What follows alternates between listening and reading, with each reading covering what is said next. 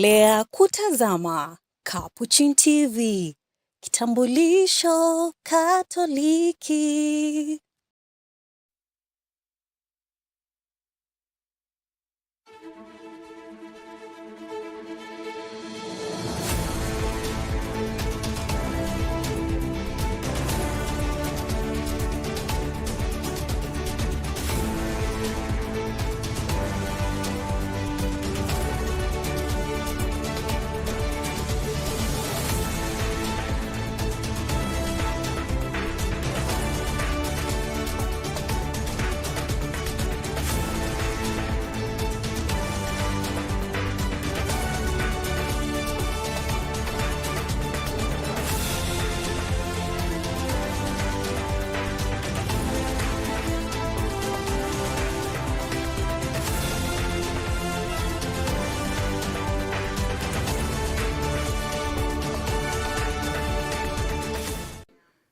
Masala heri mtazamaji, natumai jioni yako inakwenda shwari kabisa. Jina langu ni Alan Andiva, na shirikiana kwa upande wa pili na Eric Maluki. Mwanzo kabisa tuanze na muhtasari wa habari. And we sought to understand the causes of migration and how best all countries on the continent can work together to address this challenge of migration. Trade between our two countries has been growing. We have more imports from South Africa than we have exports from Kenya.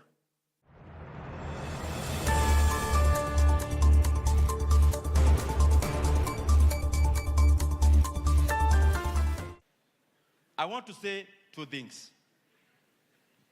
Ya kwanza, tukiwa hapa katika shule, I challenge all of us, students, leaders, even teachers, tukue watu wa kusikizana. Not just talking, but also listening.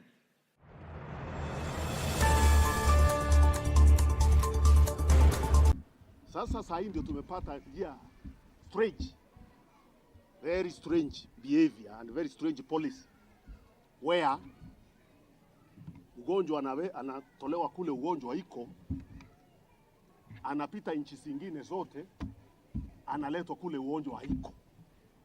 Hiyo si quarantine, hiyo ni opposite. Hiyo ni kama kwenda kuspread ugonjwa.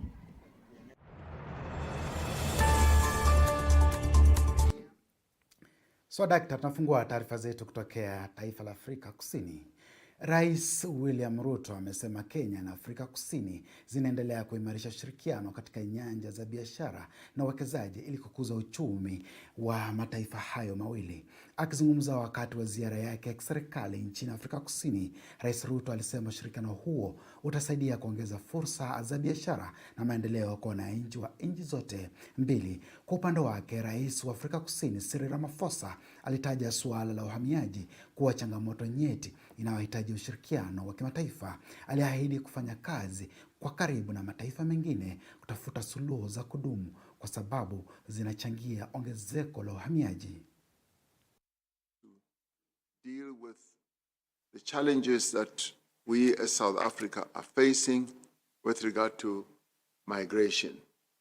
And we dealt with that, and we sought to understand the causes of migration and how best all countries on the continent can work together to address this challenge of migration, because it is not only unique to South Africa. And I explained that South Africans are not xenophobic. South Africans are Africans. They want to live with other Africans peacefully, and our people are calling on us as leaders to resolve the many challenges that are brought to bear by the challenge of migration. And I did say that as South Africa we are addressing this matter, and I was rather pleased that you had good understanding on this issue as well. So working together, South Africa and Kenya can help shape a peaceful, integrated and thriving African continent that is always able to resolve its own problems under the slogan, African solutions for African problems. Trade between our two countries has been growing. We have more imports from South Africa than we have exports from Kenya. But on the flip side, we have more investments from South Africa into Kenya, more than investments coming from Kenya to South Africa. That presents to us a dichotomy that can be explored on what can be done to leverage on the complementarity of our two economies.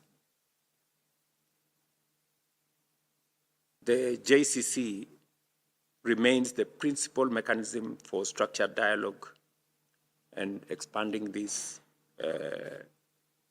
and advancing this bilateral cooperation.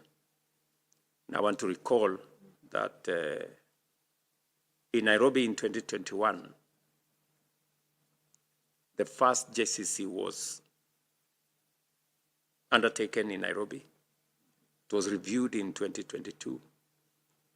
And again, as you have said, Mr. President, in June this year, on the 23rd,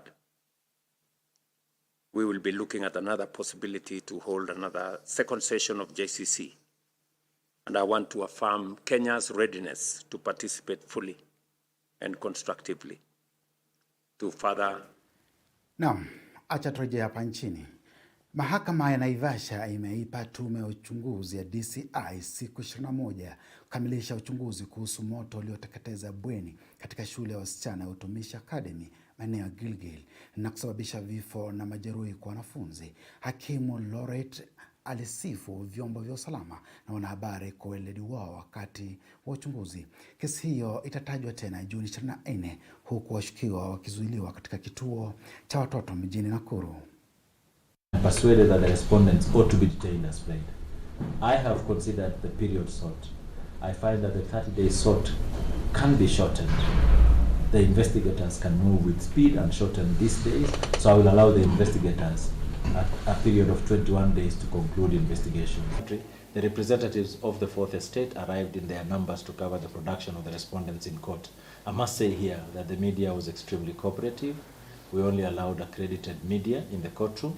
They did not engage live coverage to allow editors to sort out what is to be aired in order to avoid a situation where the live transmission captures events that may jeopardize the protection of the respondents as minors without the remedy of reduction. So the State Department for Children's Services ensured its officers created a shield for the dock to protect and guard the identities of the respondents being revealed. Their presence in court was also to sit in advisory capacity with respect to the rights of the minors. The court appreciates their commitment to their mandate and support to court. I now allow the application. The 4 suspects will be detained at the Nakuru Children Remand Home.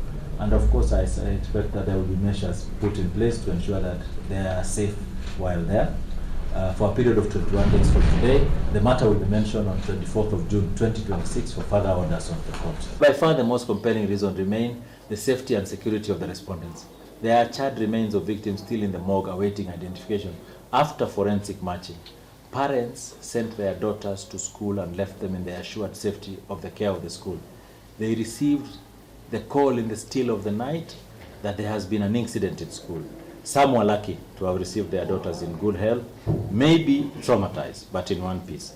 Others were informed that their daughters were injured and were hospitalized, nursing severe burn wounds. For others, there was no child, just information that they did not make it.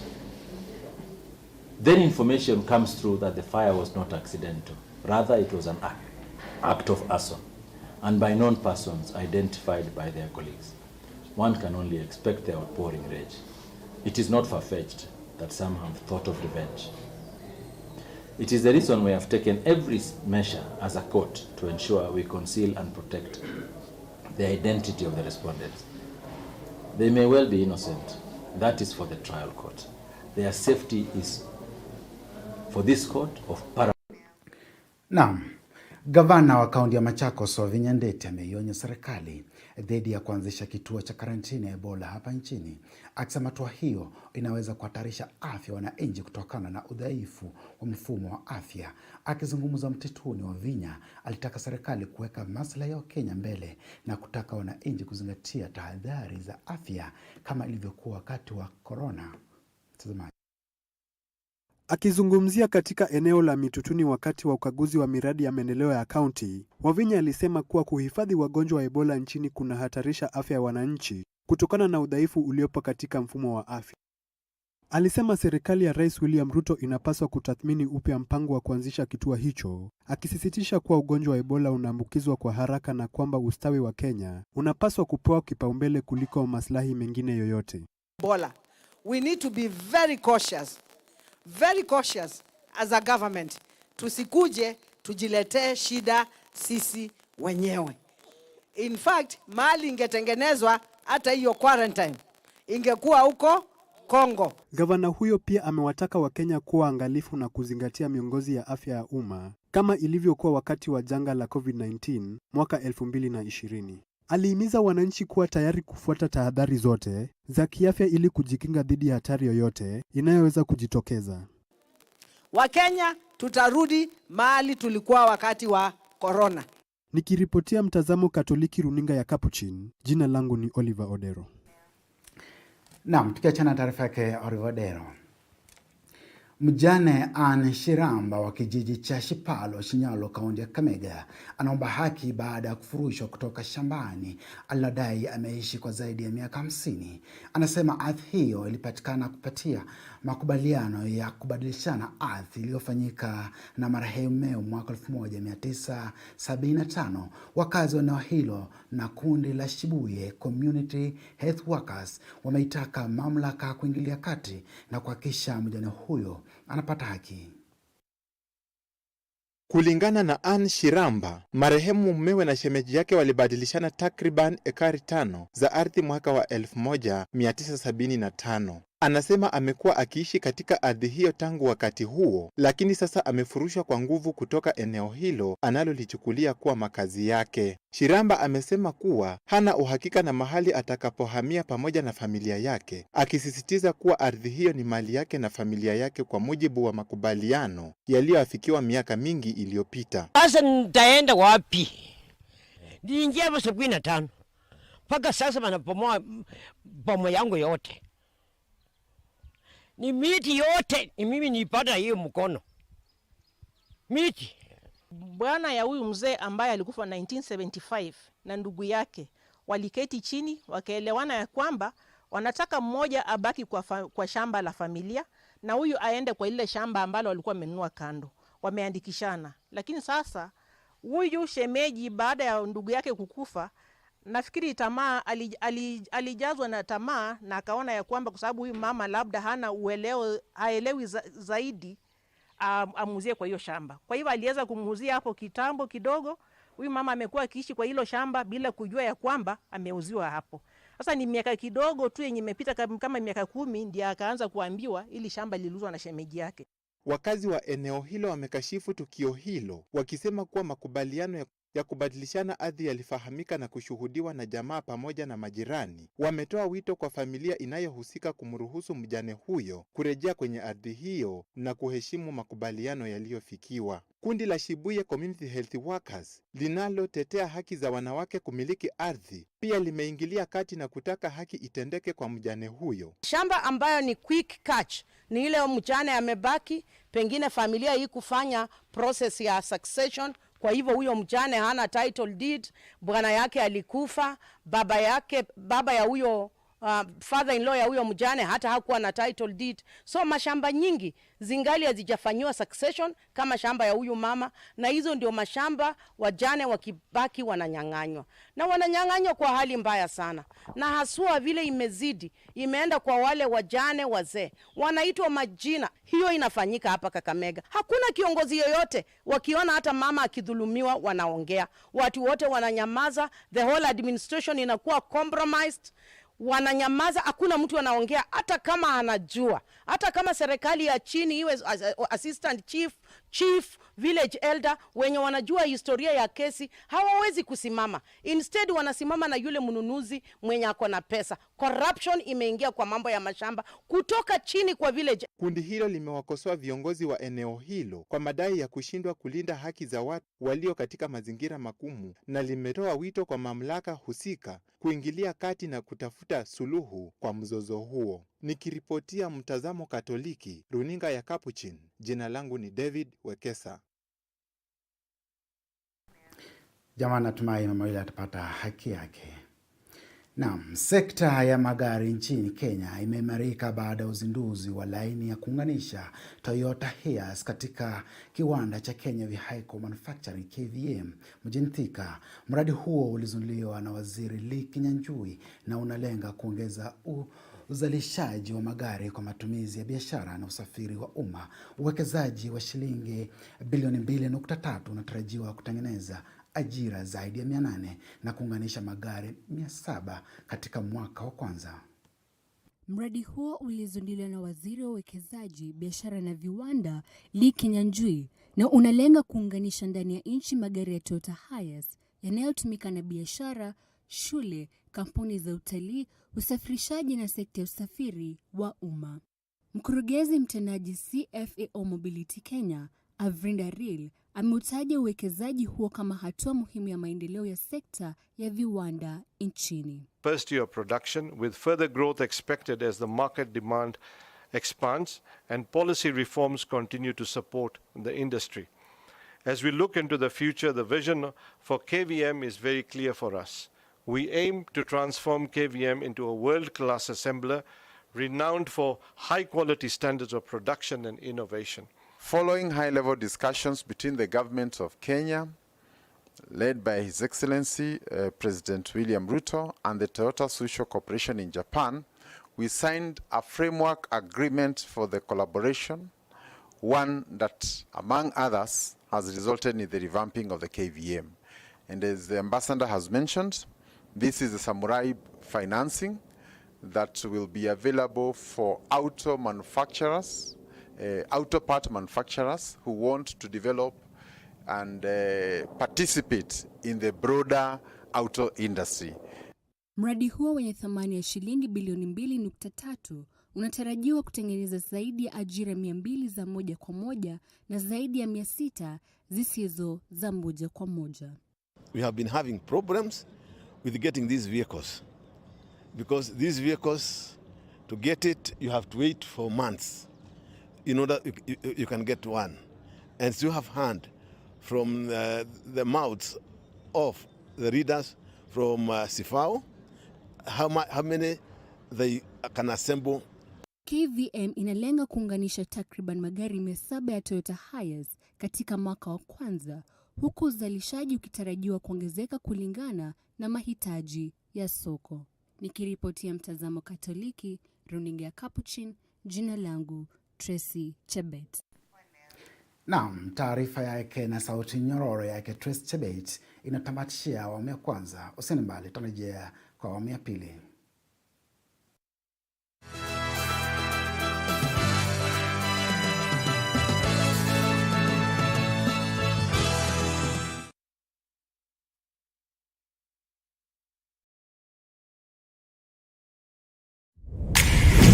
Kwenye Star Times, bei chini, burudani juu. Enjoy kids entertainment, the best football, Hollywood movies, gripping dramas, and so much more at fantastic prices. Buy the aerial decoder at only 1,399 shillings and the dish decoder at only 2,499 shillings. Say yes to unmissable entertainment. Recharge your monthly subscription today and get upgraded to the next higher bouquet for 1 full month. And enjoy Teen Titans, Ben 10, and Pokemon Hunters on Cartoon Network. Gangs of Manila on ST Novella, and Come Back to Me on Novella E+. TNA Wrestling and Blockbuster Hollywood movies on TNT. Download the Star Times On app to enjoy unlimited entertainment on the go. Star Times. Enjoy digital life.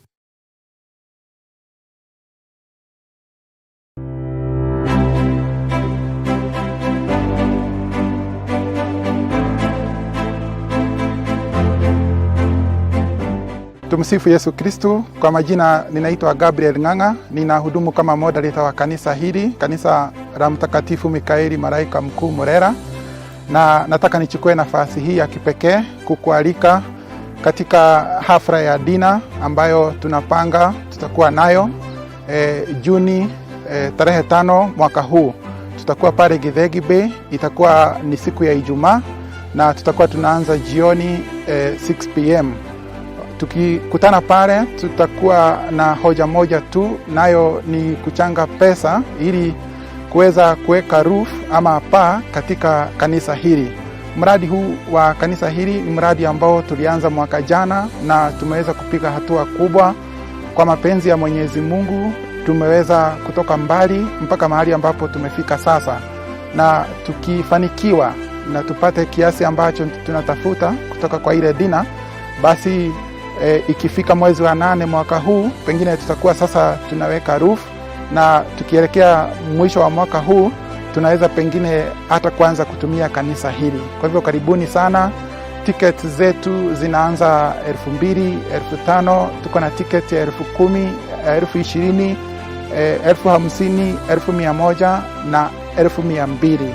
Tickets zetu unaweza zipata kutoka kwa treasurer wa kanisa ama kutoka kwa official yeyote wa kanisa hili la Mtakatifu Mikaeli Malaika Mkuu ama the executive officials. Na kwa hivyo karibuni sana na karibuni tena. Make your payments via Lipa na Mpesa Paybill number 4079893. That is 4079893. Account name Dina.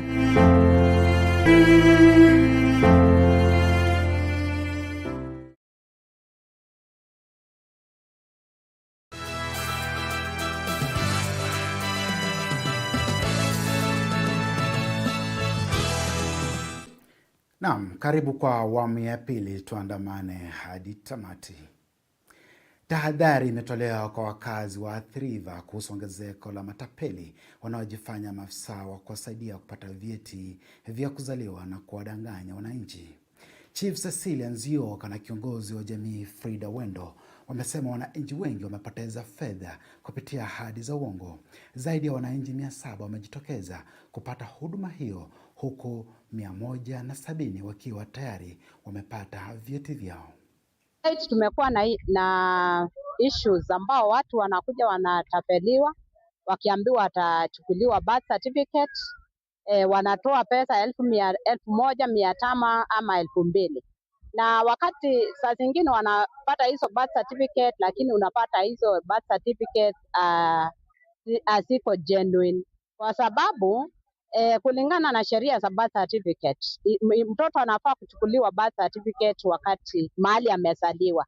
Na wengine unapata mtoto ni kama amezaliwa Machakos na inaenda kuchukuliwa Kajiado. Wakati itafikia kiwango mtu ana process ile birth certificate, ana process passport na ama visa, inapatikana hiyo birth certificate haiko genuine.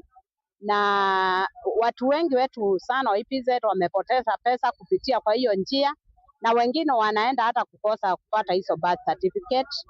Sasa mimi nimeshukuru sana kupata hii birth certificate hapa. Nimehangaika sana. Nimepeana 2,000 ndio hii birth certificate sipati.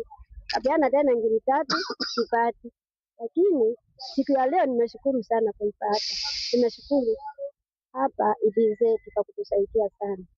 Kuna watoto wengi ama wafanyikazi wengi wa kipato cha chini sana, na hii initiative ya kupeana birth certificates ililetwa kwa sababu ya demand ile ilikuwa imetokana na wafanyikazi wa hapa ambao walikuwa wamenyang'anywa kwa muda mrefu na watapeli.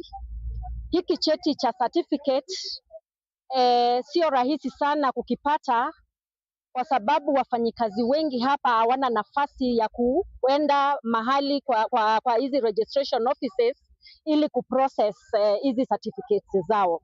So because ya kilio chao tukaona ni vizuri tukuje hapa tuwasaidie. Wakati tulifika hapa kulikuwa na demand sana, watu 700 walijaza hizo certificates kuonesha kwamba kuna demand ya hizo certificates ama hiyo cheti ya birth certificate. Tumekuwa hapa kwa muda wa 3 weeks tukifanya hii registration, na siku ya leo tumekuja hand over certificate za kwanza around 200. Na kwingineko, mbunge wa Kiharu Ndini Nyoro amewataka Wakenya kutafakari upya maadili ya taifa, akisema mgomo na visa vya uchomaji mabweni shuleni vinaashiria changamoto kubwa za kijamii. Akizungumza katika maonyesho ya kazi ya wanafunzi wa Kiharu masomo bora mwaka 2026, Nyoro alisisitiza umuhimu wa mazungumzo, nidhamu na uwajibikaji miongoni mwa vijana. Pia alitaka serikali kusikiliza maoni ya wananchi kuhusu masuala muhimu ya kitaifa na kuhakikisha maamuzi yanafanywa kwa uwazi na ushirikishwaji wa umma.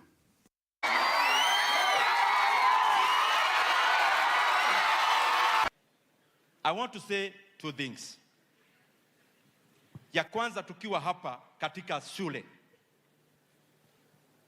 I challenge all of us, students, leaders, even teachers, tukuwe watu wa kusikizana.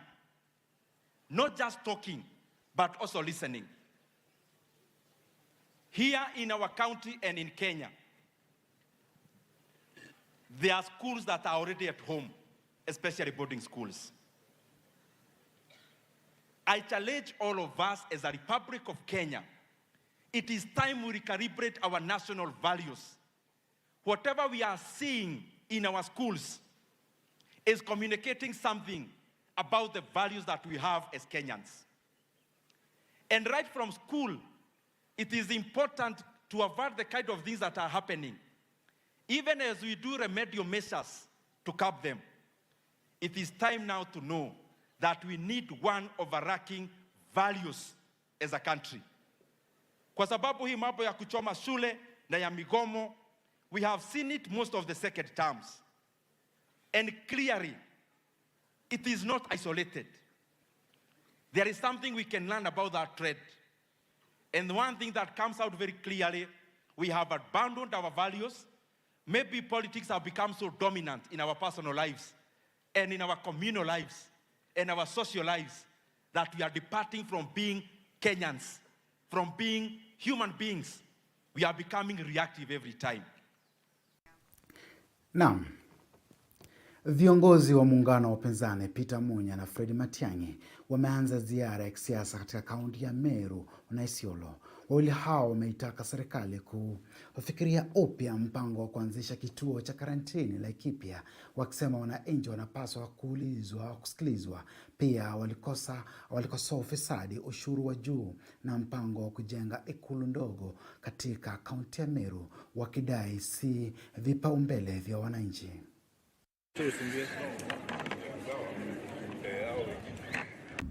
Sasa hii ndio tumepata very strange behavior and very strange policy where ugonjwa anatolewa kule ugonjwa iko, anapita nchi zingine zote, analetwa kule ugonjwa haiko. Hiyo si quarantine, hiyo ni opposite. Hiyo ni kama kwenda kuspread ugonjwa. Hiyo ni kueneza. Kuna quarantine hapo. Wasitudanganye na kutuambia uongo. Hiyo si quarantine.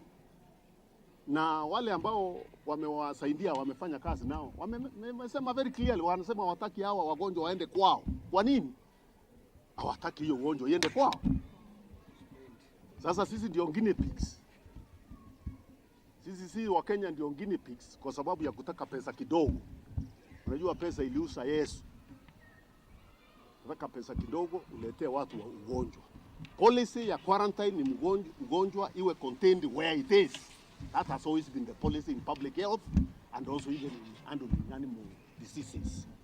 So the correct policy is to make sure that the quarantine facilities are created in DRC or wherever the understanding we have about quarantine is that you quarantine people where there is a problem. You don't fly them, across, two countries or 3 countries. Why can't you build the same facility in DRC? No one is explaining this. And then to my brother and our Minister for Health. Democracy is government by deliberation. It's government by conversation. We are a democracy. And the people of Kenya have a right to ask, even if they ask stupid questions, it's still their right. And they also have a right to be answered, all those questions they're asking. That's our duty as leaders. It's our responsibility.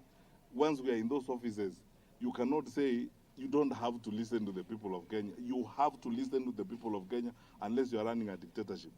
We as Kenyans do not want the facility of Ebola here in Kenya, ile ya America.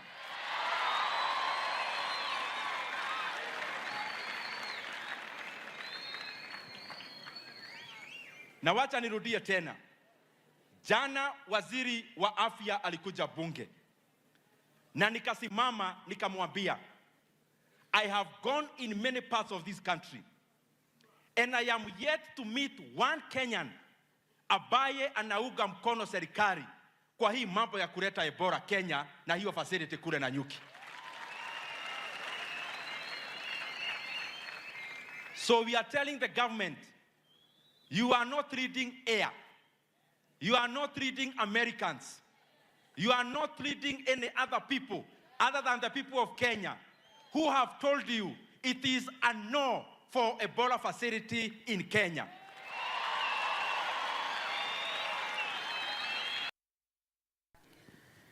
Now, mojawapo ya vitisho vya Ebola ni kwamba hata maiti akisha kuwa amefariki bado anaweza kuambukiza maradhi hayo na yanaambukiza na kwa mwendo wa haraka kabisa, na vile vile pia yanaambukizwa kupitia hewa tu, mtazamaji. Ni hatari kabisa kuliko corona. Naam, Katibu Mkuu wa Elimu ya Ufundi wa Mafunzo ya Kitaaluma TVET, Daktari Esther Muoria amekutana na wakuu wa vyuo vya ufundi pamoja na machief kujadili kuwekwa mkakati wa kuongeza idadi ya wanafunzi wanaojiunga na vyuo hivyo. Daktari Muoria amesema serikali imejizatiti kuhakikisha lengo la wanafunzi milioni 2 katika taasisi za TVET lililowekwa na Rais William Ruto linafanikiwa ifikapo mwishoni mwa mwaka huu. Thank you very much. Today we are at the Kisii National Polytechnic. Since morning we have been having a meeting of our collaboration between the State Department of TVET and GAO. PS Dr. Omolo and myself agreed that we were going to collaborate to bring the young people to the institutions for skilling, because His Excellency the President has directed that he needs not less than 2 million young people in the institutions. And therefore, CS Migos Ogamba and myself had a sitting some time back, and we agreed that we have to embark on ensuring that this directive by His Excellency the President was achieved. And therefore, the PS Omolo and myself, we got together. He was able to write a letter also to his people in interior, so that he directed them to work with us in TVET, because it is the commissioners, the county commissioners, the chiefs, the assistant chiefs, the ACCs, who are the people in Uko Mashinani, and they are the people who know exactly where these people are. We need to bring everybody on board. There are those we call the needs, not in education, not in employment, and not in training. Those are the people we must reach out to, because believe you me, everybody has got a talent that we in the TVET institutions must improve. And therefore, our collaboration here today, we are checking. We are having a conversation with GAO, at least in Kisii and Nyamira for now, and we are going to roll this out across the country, where we are going to have conversations with this team between TVET and Interior, so that we ensure everybody is brought to the institutions and get a skill, be it in plumbing, be it in carpentry, be it in joinery, be it in college. Everybody should be able to get a skill and And once they are able to get a skill, we are also making arrangements as a state department where we have been talking to the recruiters to come in and help us recruit them so that we work with an end in mind. And this again is what His Excellency the President has required, that we give our young people a hope. We work for an outcome where we are saying that we are going to skill these young people, get the recruiters, because a lot of young people are required to work out there. The other day, we had an opportunity to talk to the cruise ships. They need thousands and thousands of young people. And we are talking about the same young people not being employed. So we want also to work very hard to cover that gap, where we are going to train them and then have them proceed to the workplace. Yes. Asante mtazamaji wa kutazama taarifa zetu za habari. Taarifa hizi zimeandaliwa kwa ajili yako na mwenzangu kwa upande wa pili wa lugha ishara amekuwa ni Eric Maluki, nimekuwa wako Alan Andiva na kutakia heri na fanaka. Alamsiki.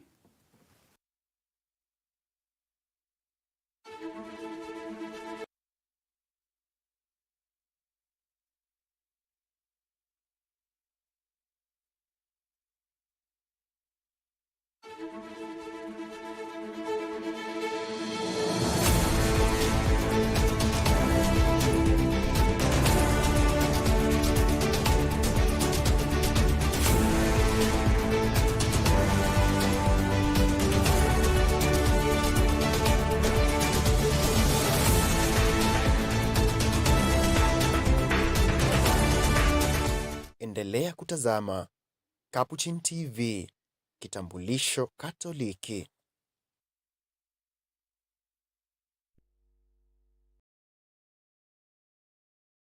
You are watching Capuchin TV. For any complaints, comments, or compliments on our programming, you can either write to us on info@capuchintv.co.ke or you can call us directly on 0717 424 866. Your complaint shall be addressed within 7 days. Remember to keep a copy of your communication with us. Keep watching Capuchin TV, your Catholic identity.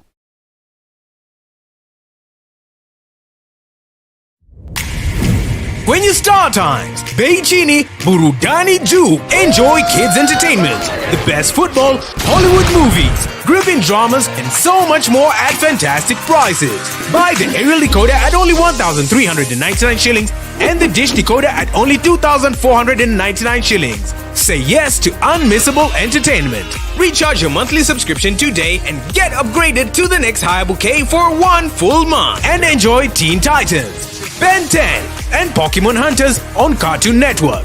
Gangs of Manila on ST Novella, and Come Back to Me on Novella E+. TNA Wrestling and Blockbuster Hollywood movies on TNT. Download the Star Times On app to enjoy unlimited entertainment on the go. Star Times. Enjoy digital life.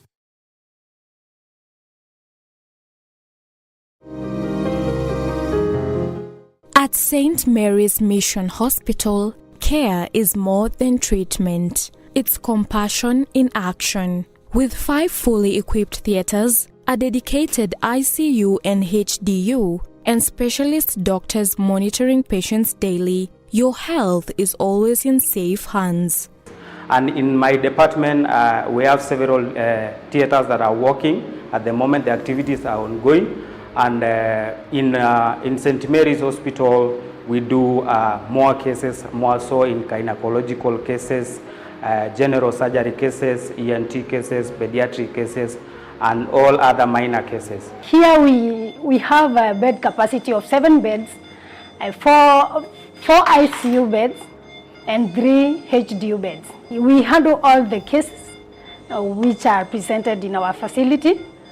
In our facility, we have a full-time physician who reviews our patients on daily basis and when necessary. The modern facility features a 10-bed dialysis unit with well-trained personnel that offer nutritionists reviews. Here in dialysis, we have a bed capacity of 10. We also have an isolation room for dialysis patients who need the isolation room. I have well-trained personnel who offer excellent services to all our patients. They have a male medical ward organized into 4 rooms to manage different conditions effectively. We have 4 rooms, and on the first room we have the acute room where we admit most sick patients, and then we have the dialysis patients we admit in a different room, and then we have the suspected TB patients, they have a different room also, and once we confirm, we always put them in the isolation unit. On top of that, they have a 40-bed maternity wing for both normal and C-section deliveries, and a fully equipped pediatric unit with NBU care for newborns. Our maternity is a 40-bed capacity. We conduct both deliveries, normal deliveries and CS deliveries. Our CS deliveries could be emergency or planned CS deliveries. We have the NBU, whereby we admit babies who are being born in maternity or in theater who develops complication after birth, and they are being brought to NBU. Their 24/7 accredited laboratory and fully stocked pharmacy run by qualified professionals ensure timely and trusted medical support day and night. Our lab operates 24 hours, 7 days a week, ensuring continuous service to our outpatients and inpatients. Our lab is ISO 15189 accredited. This means we meet international standard, and this certificate shows our commitment to providing quality and reliable results. Of having an efficient hospital pharmacy here at St. Mary's is a very crucial department, where at pharmacy we have a team of qualified pharmaceutical technologists and pharmacists who handle all our prescriptions that come from various departments. At St. Mary's, they are committed to bridging the healthcare gap, especially for the vulnerable, through support, kindness, and care. Vision of the St. Mary's Mission Hospital is to bridge the gap of healthcare, and especially to the people from the vulnerable communities, and is the reason why St. Mary's Mission Hospital was founded. Provision of affordable care to vulnerable communities is our main focus as the church, and when we mean this, we do this through the provision of services like in the HIV realm, tuberculosis. We offer free medical camps, and we have outreaches to meet the health needs of the communities. They have also come up with a plan to build a home for the elderly so as to provide palliative care for those in need. And looking at the special need of the elderly, especially at our branch in Elementaita, we are looking at the needs of the elderly, palliative care. So looking forward, how we are going to actualize this in the coming years. As I said, that Assumption Sisters will look at the signs and the needs of time. So there are approaches, there are calls, there are requests from people to find out if we have these services within our facilities. And this request is what has prompted us in our strategic focus, in our strategic plan, to look at establishing a home for the elderly and providing palliative care to those who need them. We have a responsibility to take care of these elderly people, because these are the people who have created the space for us. And therefore, if we can do whatever we can do, no matter how small, even if it is just coming even to see them, maybe once a week or once a month or something, or bringing them some food even or something, or being able to contribute that we build them a dignified house, you know, or being able to give them once in a while, you know, give them a nice celebration where they feel appreciated. I think the help we can give to the elderly is not limited. There is a lot we can do.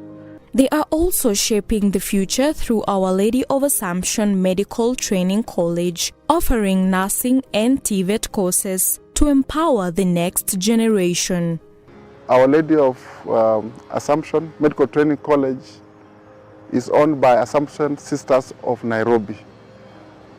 And it is inside, the school is inside St. Mary's Mission Hospital, Langata. We are offering not only the medical courses, but also the TVET courses. So these will help us to mold the young people who are coming up, not only for our facilities, but for the society at large. And by that, then we fill the gap, the needs, the signs of time, the need of the medical personnel in the society. St. Mary's Mission Hospital. Quality care, compassionate hearts, transforming lives.